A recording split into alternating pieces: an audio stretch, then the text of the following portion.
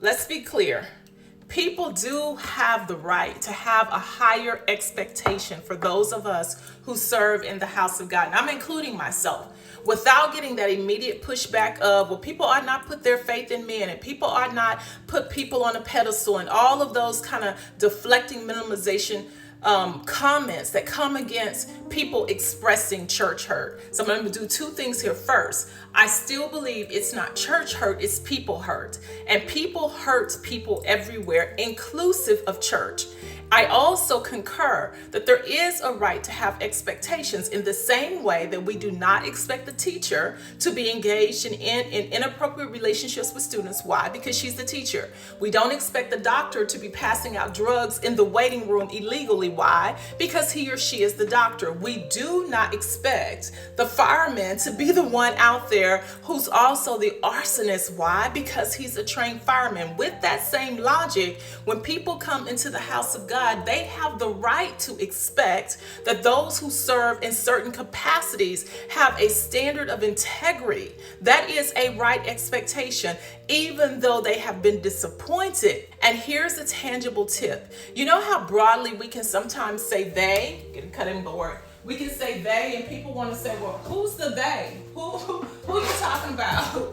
That's the same thing that I would say about church hurt. When you say I was hurt at the church, which church? Which ministry?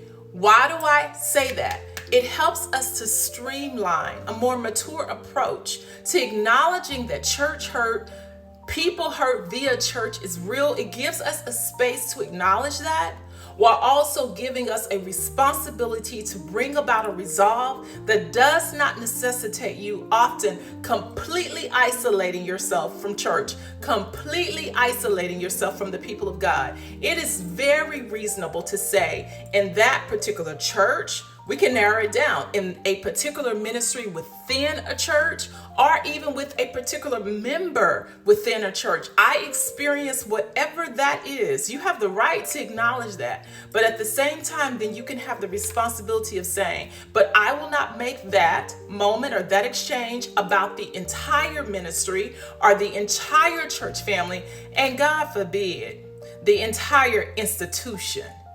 There comes a space when you determine this may have happened to me in, I don't know, I'll say Kroger, but I'm going to still shop at HEB.